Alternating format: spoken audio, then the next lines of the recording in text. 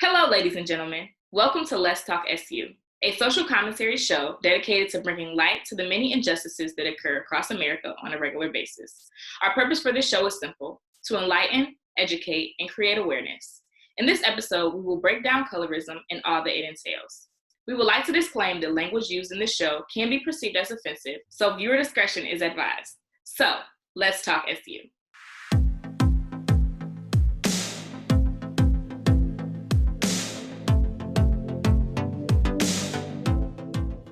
My name is Kyla Wright, and I'm your host for this episode. And our guest today is Professor Tula Goenka. Welcome to the show. Thank you for having me. Okay, so let's get right into it. So first things first, colorism happens on a very large scale across the globe, and it is defined as discrimination based on skin color or shadeism, and it's a form of prejudice or discrimination, usually for members of the same race, in which people are treated differently based on the social implications from cultural meanings attached to skin color. So let's breathe after that definition. But colorism happens a lot, I know personally, in the African American community, because it's always a debate between, the light skin versus the dark skin. How have you experienced colorism, whether it be in your personal life or just seeing it in your experiences? So I come from India, and colorism is rampant in our society. I hate to say, like in America, and across the world, it's really connected to colonialism to a large degree. When the white people came and took over the country, and they rose to positions of power. People who were fairer were seen as better, more desirable, and that has stuck in society. In India, it actually started thousands of years ago. We say that there were two races, though it's complicated. I don't even know if they're called races. But there were the Dravidian people who were, basically the natives of India. And then they were pushed down when the Aryans came from Central Asia, and the Aryans were were taller, fairer, and the culture that sort of is more prominent in India right now is the Aryan culture. So it's a very complicated. Colorism is very complicated, and it exists everywhere, whether it's India, in different parts of Asia, Africa, America, everywhere. So Right. I know it well. So in the Black community specifically, it really dates back to slavery when, the fairer skinned slaves were allowed to be in the house with, the masters, and the darker skin, the darker you were, the further out you were in the field and in the sun. And that grew seemingly a hatred toward the light skin versus the dark skin. And still we see it, we'll talk about the media industry and all that a little later, but we see it in debates, and we see it in preferences when dating, and even in how you want your children to look or to not look. Because I'll see on Twitter or Instagram, someone will say, well, I need to have a light-skinned guy so my children won't be as dark as I am, or, just in trying to modify genetically what your children will potentially look like to not have to deal with that same colorism.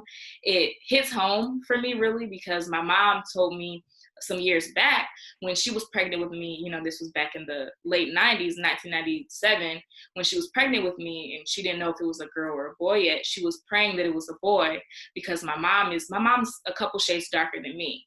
And she dealt with colorism really, really bad growing up. And she said, I don't want to have a girl because I don't want her to be dark like me, and I don't want her to deal with what I had to deal with.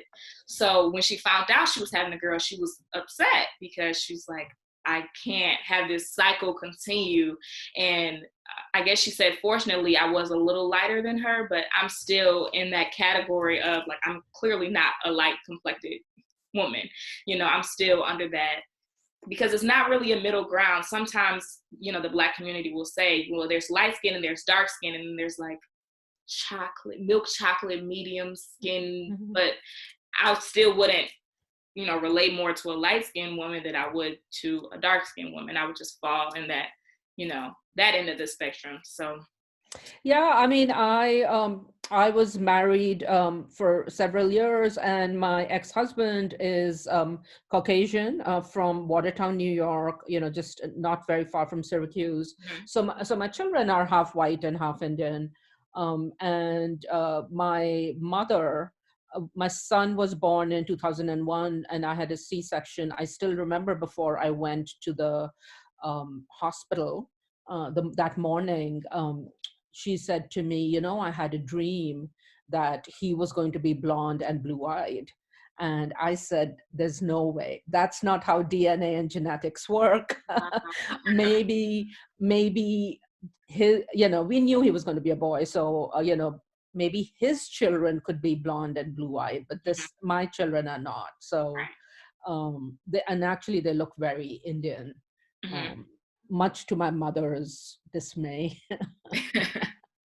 It's kind of like that one drop rule. Like you have that, like they say, Black people, you have one drop of Black, and that's all you need. Like you're just automatically. So you Yeah. kind of fall on the lesser end of the spectrum, like everything else. But we're going to move on to our next topic. So, I am a grad student here at Syracuse, and before going to grad school, I did my undergraduate years at Hampton University in Virginia, which is a historically Black college. So, I had my experiences with colorism on my campus, and what I found really disheartening about the experience was the fact that I really went to a Black college to have the overall experience of being around people who look like me, who are like-minded, and to really empower myself and find myself. Because again, going back to colorism, growing up, I went to predominantly white schools, and then I went to Black schools, and I found myself not being able to fit in with the white kids. And then when I went to Black schools, I couldn't fit in with the Black kids, because for the white kids, I was too Black, and the Black kids, I was too white. So I had trouble finding myself really when it came to, okay, well, what do I do with this brown skin that I have? And then transitioning to a HBCU at 18, it was still kind of the same thing, but it was more underlying. It wasn't as outright as, oh, I don't like you because you're dark skinned, or your hair is kinkier than mine, or your curls are prettier. It was just, it was more, you already knew it was kind of internalized, but it was very, you just knew. You didn't, it was an unspoken rule that, the people who you were around, you just knew. Like the light-skinned girls thought they were better, and they thought they were prettier, and the light-skinned guys, and even in dating in the Black community, it's always kind of the light-skinned guys are the ones who are softer, and the dark-skinned guys are more masculine, and light-skinned girls are more preppy and pretty, and dark-skinned girls would fight more or were more aggressive. So it's always an issue when it comes to that, especially, and I found myself a little worse off trying to navigate through colorism on a Black campus for 4 years instead of just feeling fully embraced. So I had to really go through that. Yeah, that's really, sad. I don't know what other word to use for it. I grew up in India where I was fairer. My parents were more professionals from the, I lived in all the big cities, so I was educated in English, and I did have a sense of superiority because of it. Mhm. But I also had a very strong sense of myself because I was part of the majority culture. And I didn't have to, navigate between being a minority person. But when I came to the United States, I suddenly was an outsider. I was browner. I was a foreigner, and I had to try and settle in.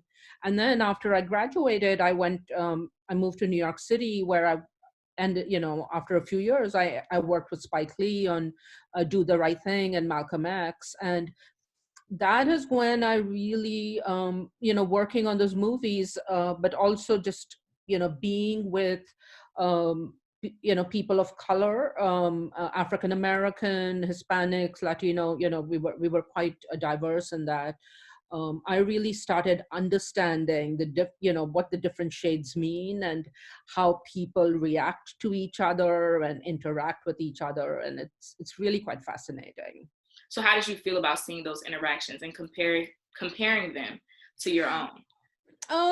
It was, as I said, it was interesting. I didn't understand racism in America till I started working on Do the Right Thing, I would say, and because I hadn't really lived here long enough. Mm-hmm. And when I was in grad school in Syracuse, um, I was sort of living in my bubble at Newhouse. It was not. It's Newhouse is not very diverse even now, I would say, Absolutely. but way back in 1984, 85, it was even less diverse. So I had not been exposed to that culture, and after I moved to Brooklyn and started working with Spike, my eyes just opened up, and um, yeah, and so I mean, I know this is not about racism, but this is about colorism, but it's also interconnected, They all tie in. Absolutely. and in terms of just I lived in Brooklyn. My ex-husband, I don't know why I'm talking about him so much. He was a high school teacher at that time, and he taught at the high school in Bed-Stuy, boys and girls, and so the world we experienced was just very different. Mm-hmm. And when I did end up moving back to Syracuse in 1998, I made a very conscious choice to actually live in the city of Syracuse and send my children to the public school system in Syracuse. Mm-hmm. And so that, they just have grown up with a very different kind of worldview. But even in that, they have, even though they're half white, half Indian, they both feel that they don't really belong anywhere, because they're browner than their white friends and they're fairer than their black friends, and they sort of, they don't know where they belong.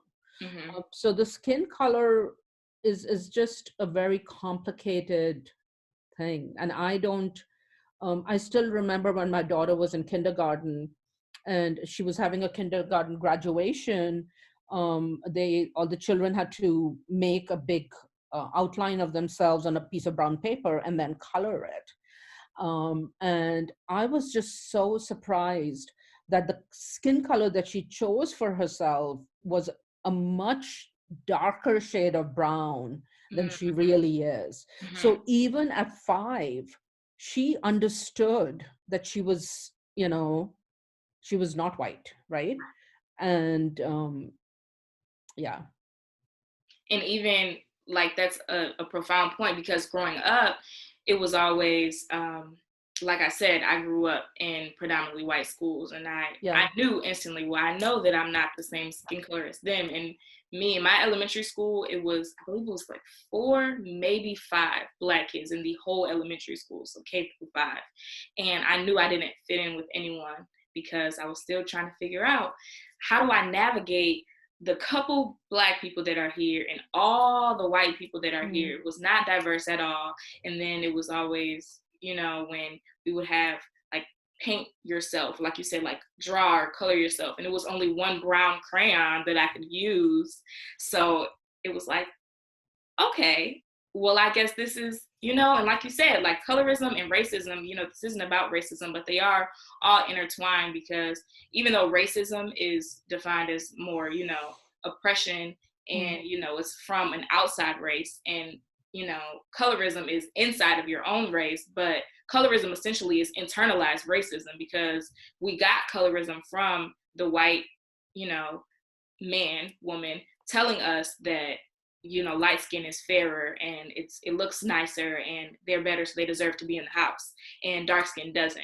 So, and a lot of times people separate the two, but really they could be intertwined, and they are intertwined in so many ways. Or even when you see the test of like the 2 little girls, like a white girl and a Black girl with the 2 Barbie dolls, and they would see like the white one and the Black one, and they would always grab the white one when they were asked which one is prettier, because Black isn't seen as pretty.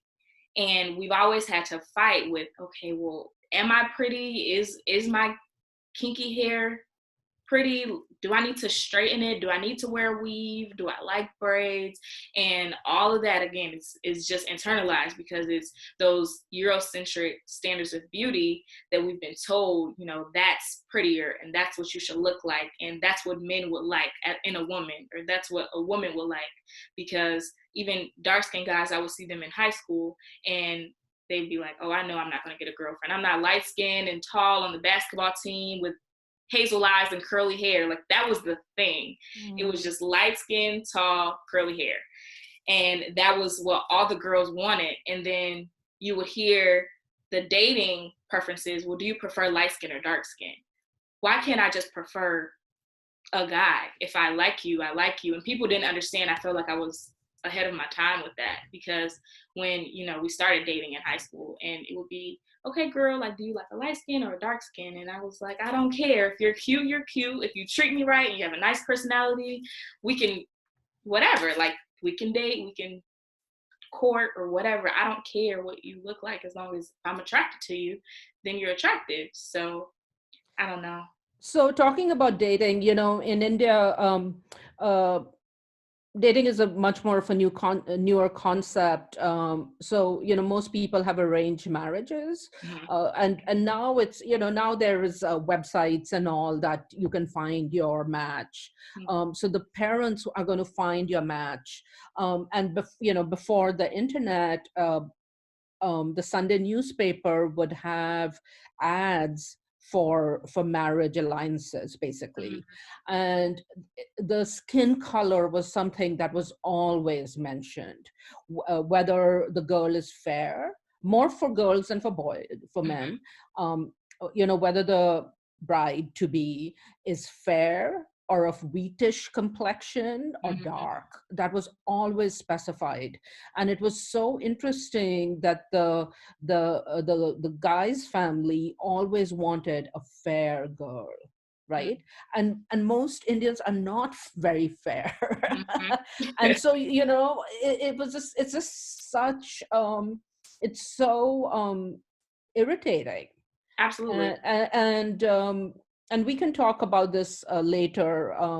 In India, there's a cream that I actually did commercials for, called Fair and Lovely, which is a skin lightening cream. Bleaching, yeah, it's like a bleaching cream. And I worked on commercials for it when I was, yeah. Well, let's talk about it. We can go straight into beauty and Eurocentric standards of beauty. Okay. So when we talk about colorism and being darker, even in Africa, there's a lot of times where they would use skin bleaching creams and even attempt to use actual bleach and take baths to lighten their skin color, because they want it to be lighter, because lighter is better. So how did that work in India? I know with your different experiences with seeing that. So as I was saying, you know, we have creams. There's a very famous cream called Fair and Lovely. It's made by Unilever, and you know that makes you know, all these soaps, and like Dove soap and all, I think, are made by Unilever. It's a big international company, international company. It was very widely advertised, very widely used. There's also more, you know, different things that you can put on your skin that can lighten it, more herbal ointments, or, you know, things that you can mix. It's everywhere. But, you know, recently in the last few years, I remember there was real rage on social media about it, that they were selling creams to lighten your underarms and also your pubic area. Because, because, you know, if you're darker, that's not considered attractive, or the guy will not like it. Yeah. I know that, you know, when I came to this country, I don't use a lot of makeup at all, but I do have dark circles, and so I wanted to use, some concealer. And it was so difficult for me to find anything because it was either really fair or really dark. There was just Mhm. no shades of brown Uh-huh. in between. And in the last few years, I think makeup has really changed in this Absolutely.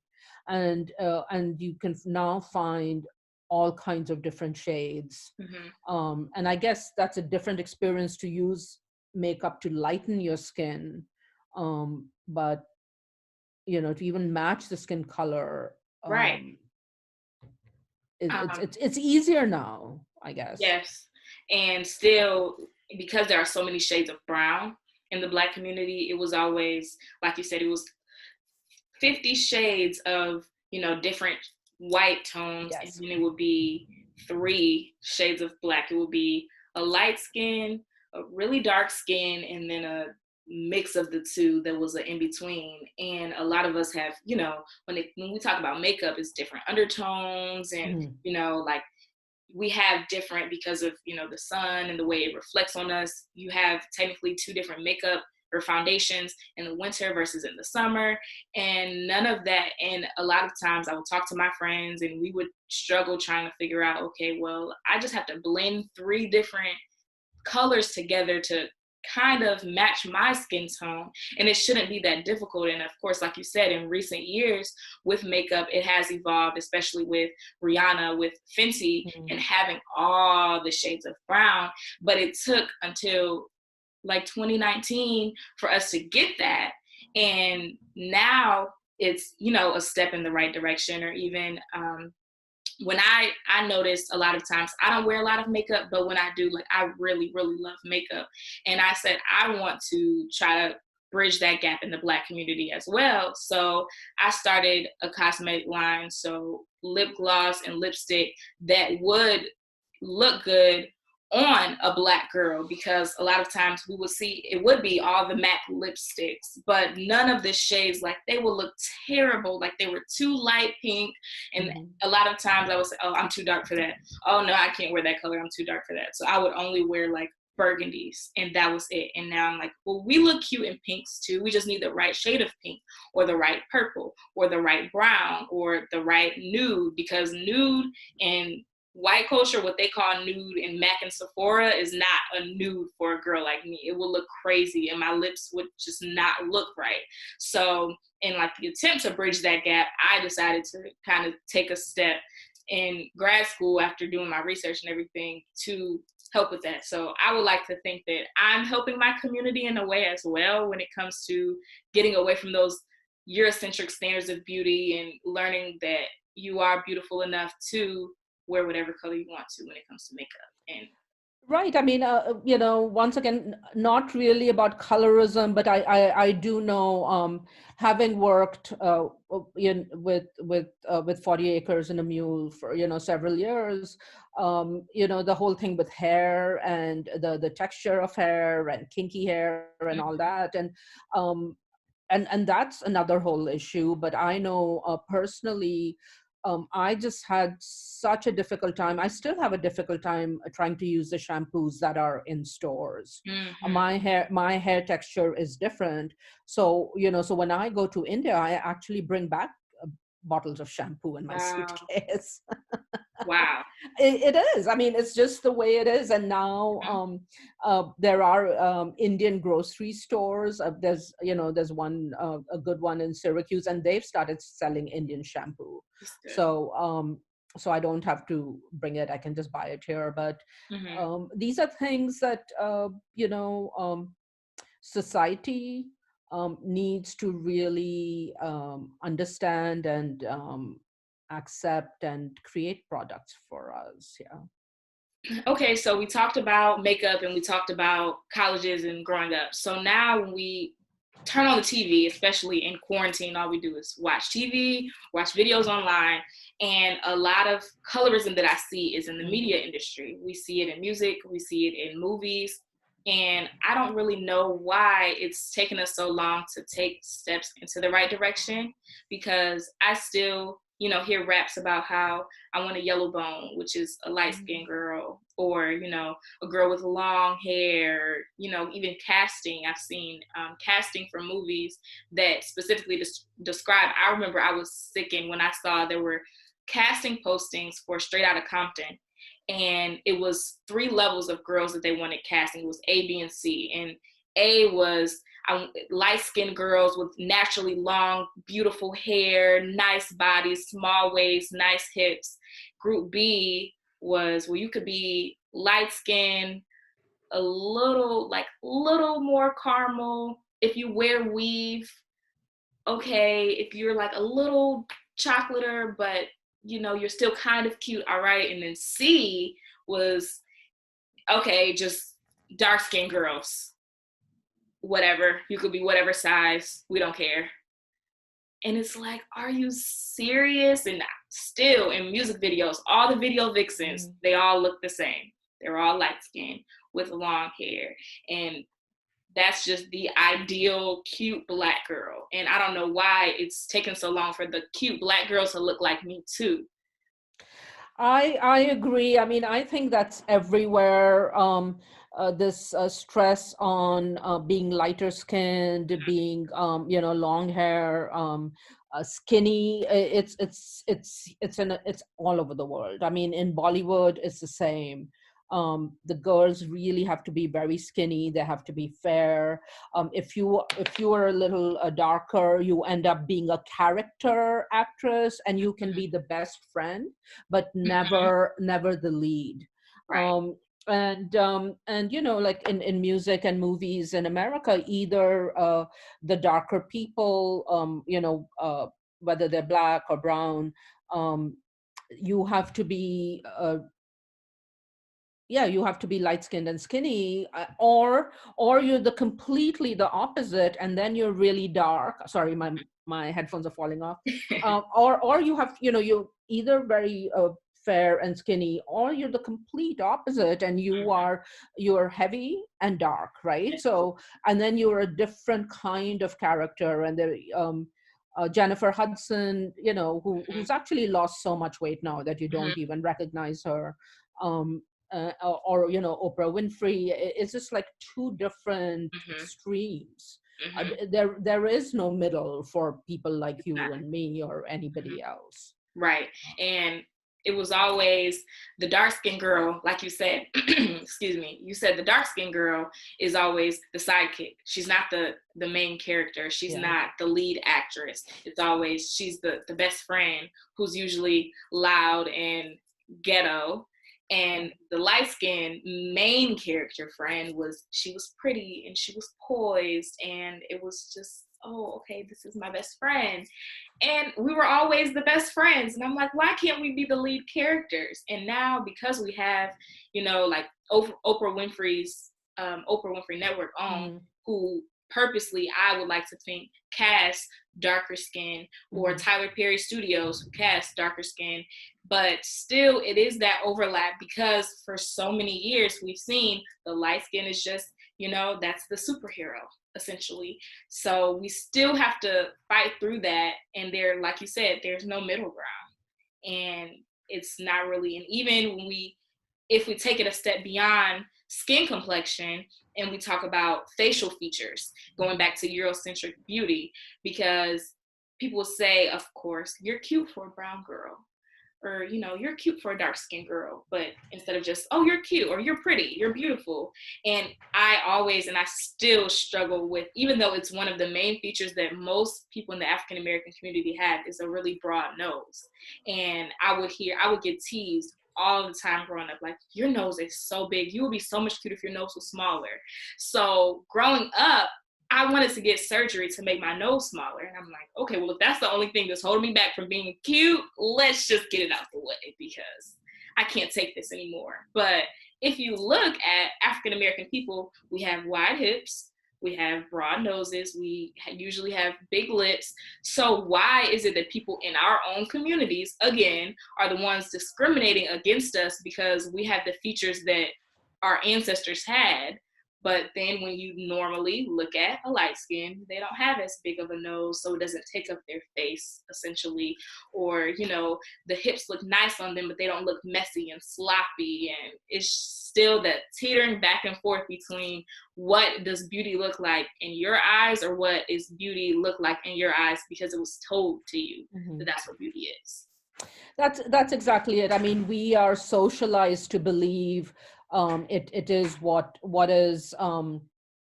we see on our screens, and that is really, it's a vicious cycle, right? Absolutely. So you only see certain kinds of beauty on screen, whether it's your phone or movie or TV or whatever, and then so you believe that is beauty, and then that becomes beauty because that's all you're seeing. Mm-hmm. You know what really, I watch a lot of British television, Mm-hmm. and what really interests me a lot about it is that when they cast shows, they just cast regular people. When you compare British TV to American television, whether it's on cable or you know, on network or whatever, or online, American shows even now are, everybody is so picture perfect, Mm-hmm. even for side characters, and they don't look like regular people. Wow. So I think in America we especially have this problem of what is considered beautiful and photogenic, Mm-hmm. and who can be on the screen or not. Mm-hmm. I do know, like, for, you know, like Dove soap, for instance, you know, over the years they were really the very first ones to start showing you know, different kinds of people, different kinds of women, different shades of Mm-hmm. color, different sizes. I love Dove. um, Mm-hmm. yeah, and you know, yeah, so and you know, and that's become their brand now, and you know, so they're trying to be more progressive about it, but Mm-hmm. sadly most people are not. Mm-hmm. And then when we talk about pretty, that's kind of like in my mind was a little triggering because it takes me back again to my HBCU experience. And we talk about sorority life and fraternity life. Mhm. And I never pledged in a sorority, but seeing my friends go through the processes or being pretty or not being pretty enough, specifically the AKA organization, it was always, and you look through when they were founded in 1908, that they were all the fairer skinned girls. And my mom told me when she was in college, I didn't know this. She was in college and she tried to pledge AKA, and she, you know, went to their, you know, application, you know, process meetings or whatever the case may be. And back in the day, because my mom was in college in the 80s and things were a lot different then Mhm. than they are now. Of course, it's not as outright again, but they had something called the paper bag test. And they would put a paper bag next to your face. And if you were darker than the paper bag, you couldn't make it in. And my mom said they did the paper bag test on her and she didn't get in because she was too dark. And she said after that, I was not trying to be in a sorority because I assumed that they were all like that. And apparently it's, at least what I've seen on my campus, I can't speak for other like Black college campuses, but the AKAs were usually lighter skinned. Of course they would, you know, have some dark skinned girls in there too, but just lighter skinned girls. And then the deltas were kind of the darker skinned girls, and then the zetas were kind of in between, like they accepted everyone, and the sigma gamma rhos would accept everyone. And then in fraternities it was kind of the same way. You know, the alphas, you know, they were kind of lighter, and the kappas were definitely lighter. They were known as the pretty boys, and the AKAs are the pretty girls. And then, you know, there was the sigmas and the iotas who were, you know, they just kind of did their own thing. Whoever they took, they took.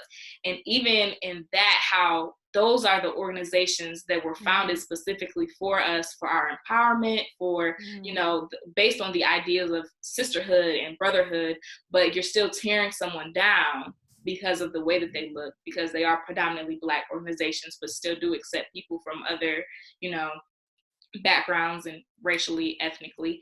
But still, if you date back to your history where you started, or even they started in 1908, the AKAs, but my mom was in college in 1980. She graduated high school in 1980. So somewhere between 1980 and 1984, the paper bag test was still going on.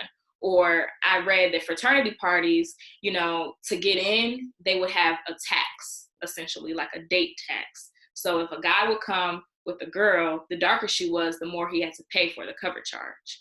Wow. And all of that for because you're too dark is absolutely absurd. And hopefully, I'm not going to say hopefully, because I have seen them make strides into a better direction, because I do know women who are in, sororities, like AKAs, who are dark, like beautiful chocolate skin. So yes, it's a step in the right direction, but still, when you think about that history, you can't help but think, but where did you start? Where did you come from? But it matters how you progress. So I can appreciate that. But just when you think about the painful history and how my mom remembers that story all these years later, and it still hurts her today as it would have in 1980 or 1981, just shows the negative effect that they had on our community. She didn't even want to be in that organization or any organization anymore because of what one organization did to her.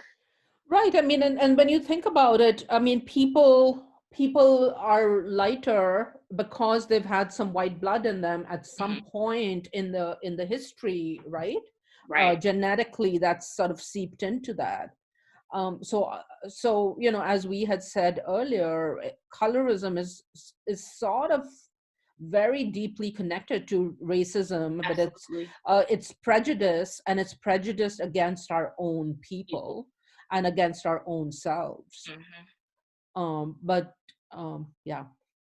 So again, we just talked about media, and I know you touched on Bollywood a little bit, but can you go a little more in depth about how you saw that? Because a lot of times people don't understand that colorism, we see it in the Black community and are ignorant to the fact that colorism goes beyond just Black people and light skin, dark skin, but it happens in the Indian community and in the Chinese community and in the Japanese community. So how has your experience in seeing interactions in Bollywood and being Indian?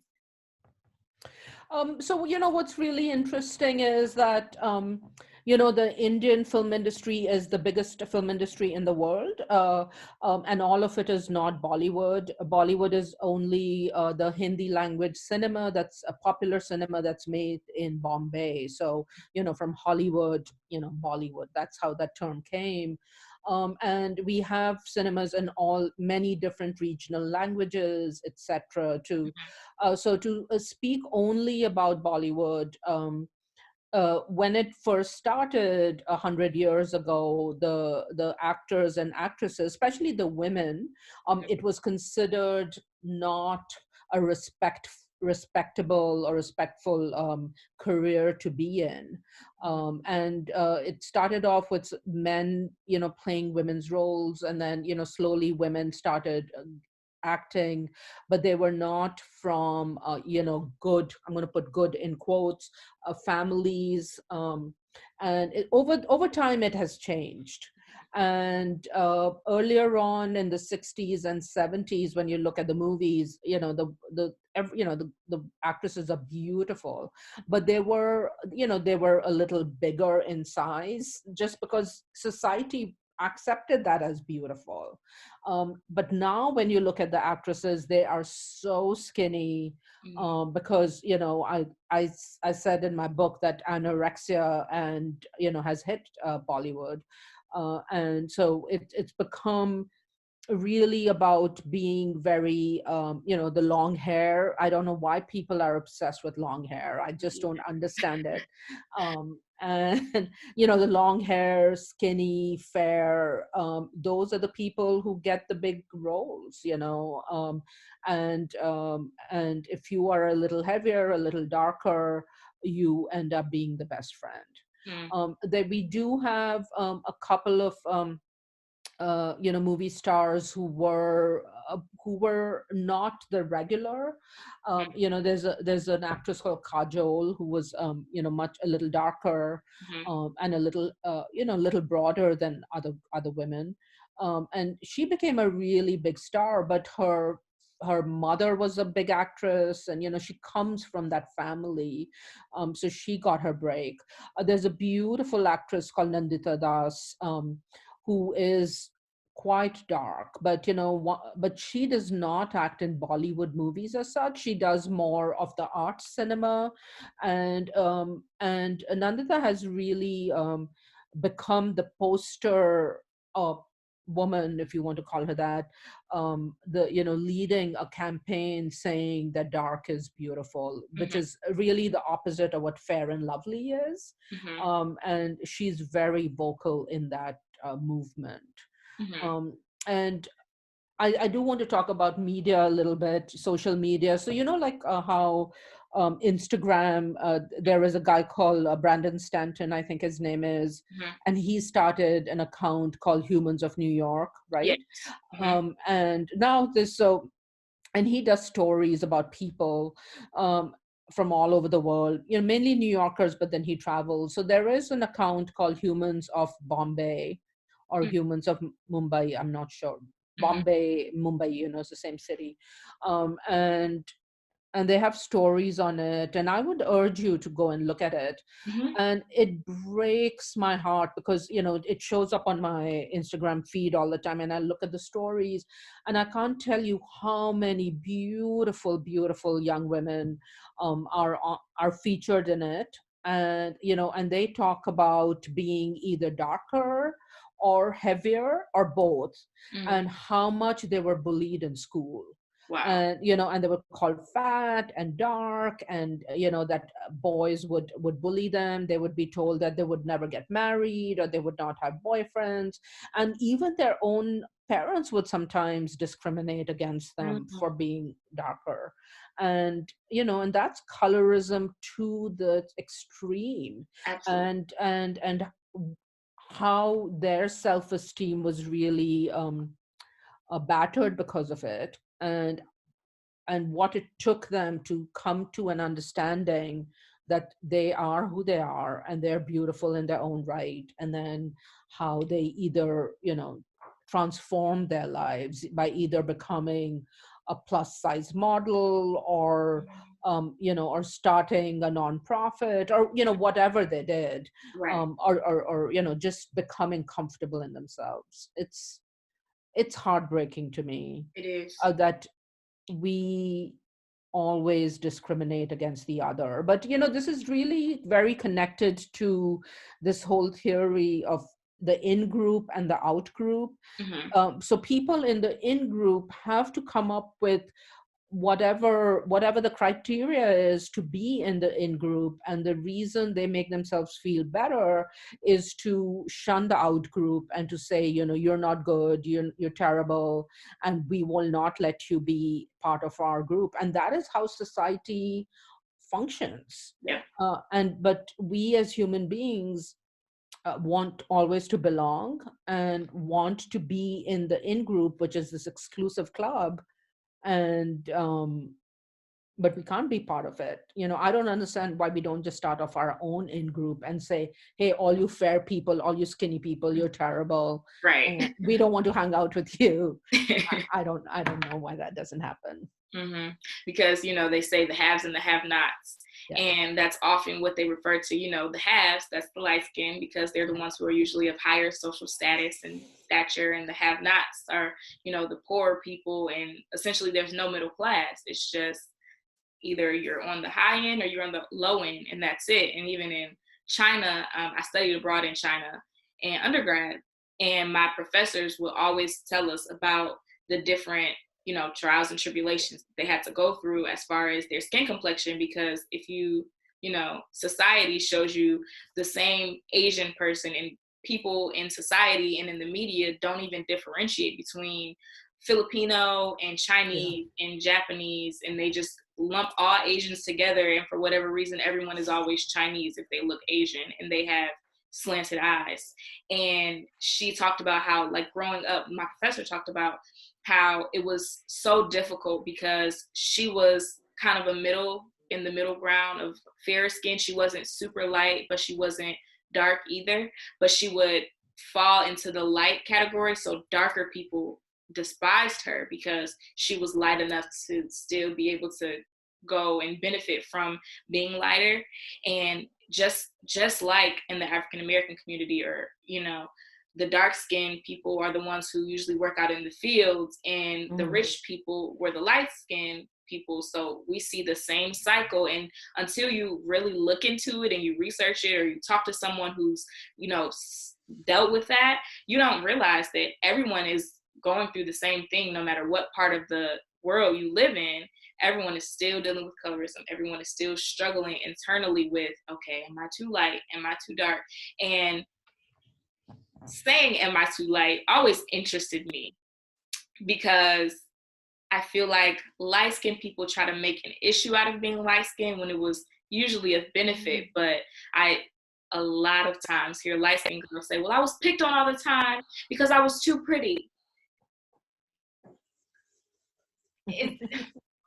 Is that like the problem of you being too pretty? Or they didn't like me because my hair was too long and it was curly and it was pretty and it was a dark-skinned girl who did it.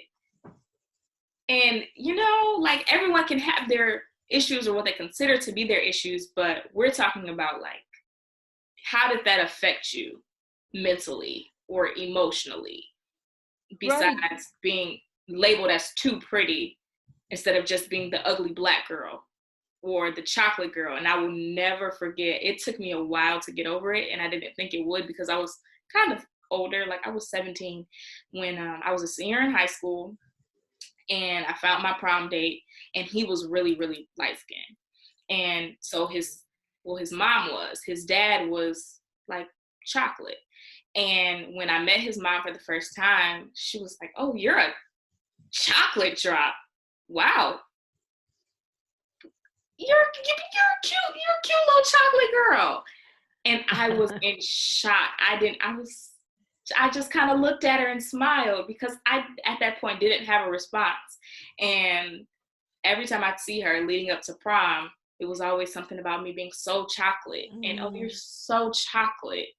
Wow, you're really chocolate.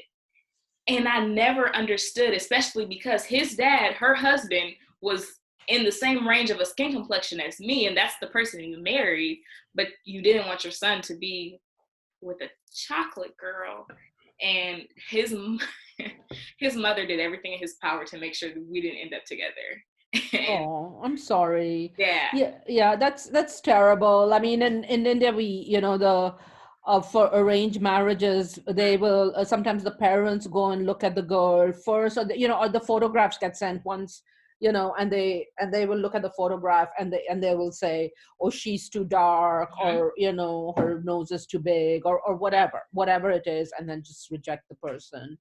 But you know, you're talking about Asians, they're, you know, like, plastic surgery has become a big thing there, right? Yes, So to you know, to make the nose a little sharper, and to, you know, do a fill in change the that, eyelids. yeah, and things like that, which is just so sad. It is. Okay, well, we're going to close out just talking about self-love. If you have any closing thoughts about, you know, your transition into just, you know, appreciating your skin complexion and your skin tone, you can definitely leave us with those thoughts. I guess, you know, as I had said earlier, I'm fairer than a lot of Indians. And I think it's just the geography of the place in India. The people from the north of India are fairer than the people from the south of India, and it really just has to do with DNA, and, you know, like, with being out in the sun. Uh, for longer periods of time, and you know, and I firmly believe that is why people in the north of the world are fairer, right? And the people in the south are darker, whether they're from Africa or parts of India or Asia, or wherever, or even South America, because you need more melatonin in your skin or is it melatonin, or is it melanin, huh? Yeah, melanin. Melatonin is what puts you to sleep, right? Sleep, yeah. Okay, maybe you can edit this out. Yeah, so more melanin in your skin to just protect it, and I think it's some of it is just that. So for me, it's not been my skin color as much as my as my weight. I mean, that is something that I've always struggled with all my life. And self-love is not something I have a lot of. Mhm. But a Yeah. lot of times when people, especially social media, it's 2020, when people talk about self-love, it's like, be self-righteous, love yourself, just rock it, girl. And it's so much more than just telling Yeah. someone to love themselves, because if it was that easy, it's much easier said than done than just saying, you go out there and you love yourself because you're beautiful. But I have to think about the 23 years of internalized hate that I've Yeah. had for myself, or what I've been told from other people, or the looks I've been given, or the reason why a guy wouldn't talk to me because I'm too dark, because I wasn't his preference. All of that has to be, internalized. It has to be accepted. And then it has to be something that clicks, that says, you know what? They're ignorant. you know I'm beautiful because I think I'm beautiful. And even when it's so taboo, but to talk about therapy, and even whatever it takes to get past those hurdles, so that if someone could tell my mom's like 20 something year old self this, it's okay to have a girl, and it's okay for her to be dark, and for her to really internalize that and believe it. I mean, obviously my mom loves me. I'm her pride and joy. But, because of the fear back in the day of simply having a girl who was dark skinned and not wanting her to go through not wanting her to go through what she went through. And that was just a reality. So when we take all of that and we, put it all in a pot and we mix it together and can be okay with it and take it all in, that's when self-love can happen. Or that's when you can realize that, no matter what everyone else says, they're just ignorant, or they need to be educated on what colorism is and why it's not okay, and when you don't realize you're doing it. So I think the right step in the right direction is education. And I think we'll close out on that, because Sure. I agree. Education, and yeah, information. mhm. Well, thank you so much, Tula, for coming on the show again. This is Let's Talk SU. I'm Kyla Wright, and we will see you again next week.